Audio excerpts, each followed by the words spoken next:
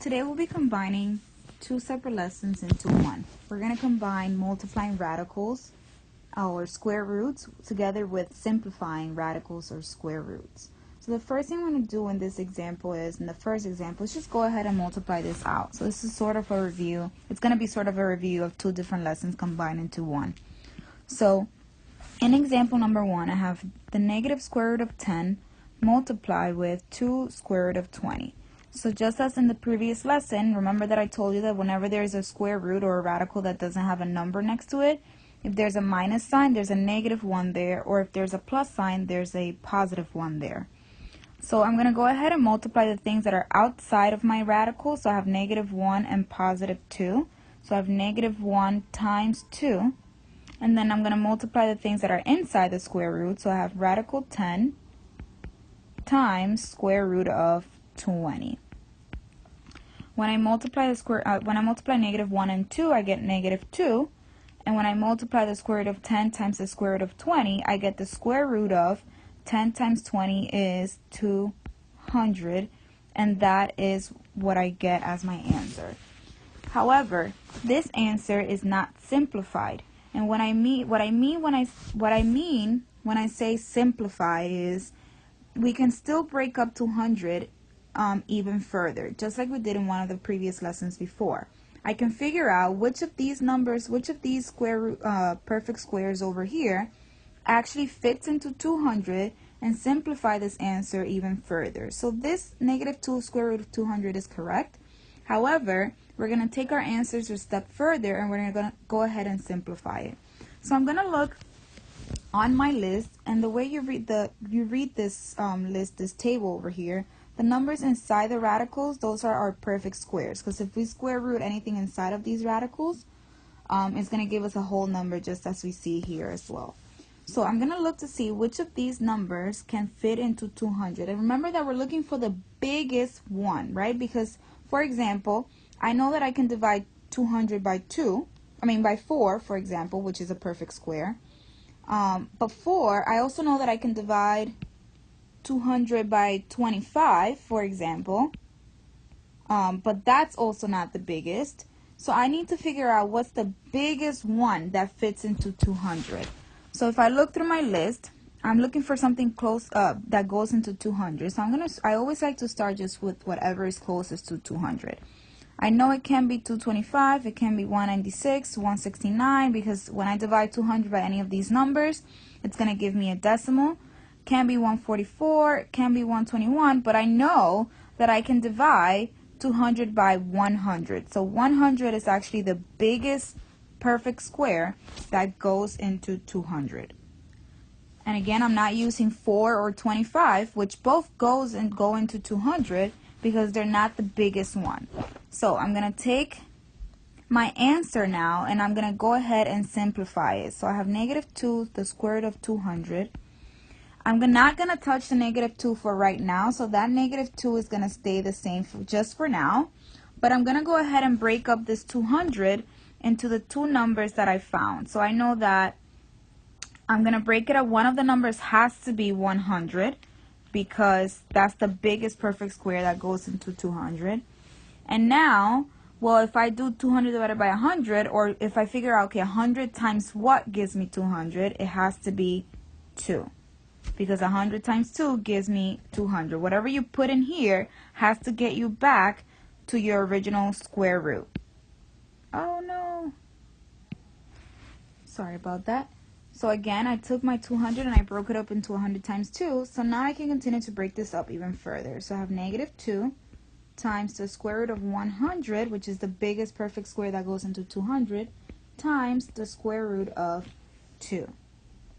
So now, since 100 is a perfect square, I have to go ahead and square root it. That means I shouldn't have a radical with that number. So therefore, I have negative 2 times the square root of 100, which if I go back to the table, I know is 10, times square root of 2.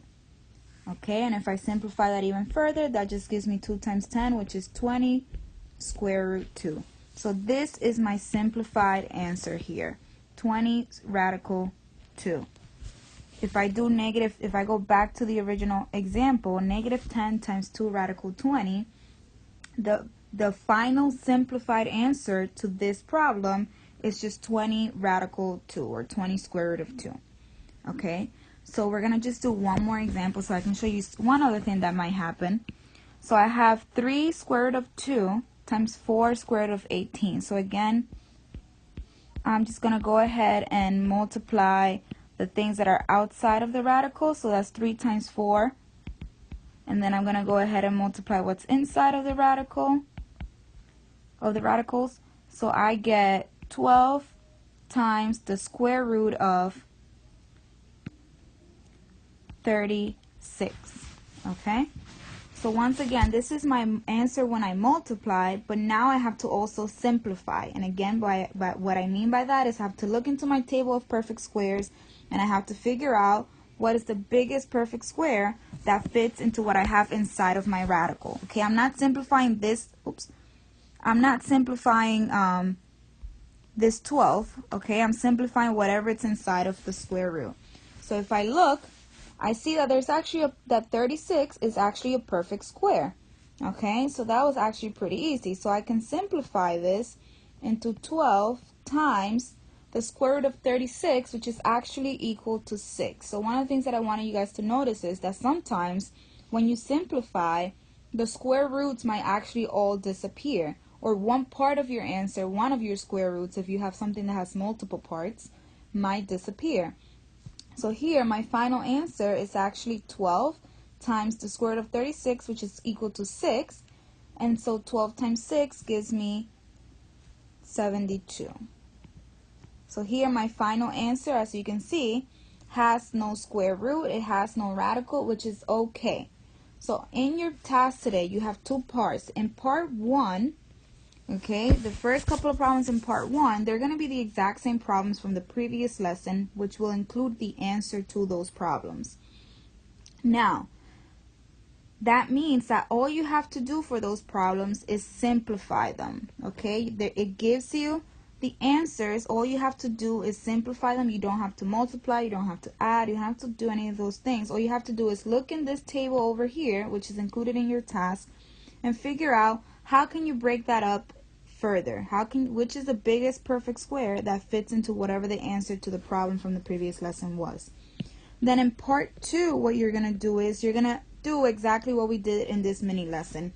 You're going to be giving something to multiply, and once you multiply, okay, you're going to also simplify. And in your answer, you must include the work for all. You should include your work or explanation, whichever one's easier for you to include, for both things. How did you multiply and how did you simplify in those problems? And I just realized that there was something that I missed in the first example. Hopefully you guys caught my error. Just checking if you're paying attention. But here in example number 1, I realized that this is a -2 that I forgot to include the negative of. So my answer to the first example, before you guys are done, is not 20 radical 2, is -20 radical 2. Sorry about that error. Okay, so just remember, don't pull a Miss Trinidad and don't forget your negative signs. Make sure to always include them, and make sure to include them in your final answer.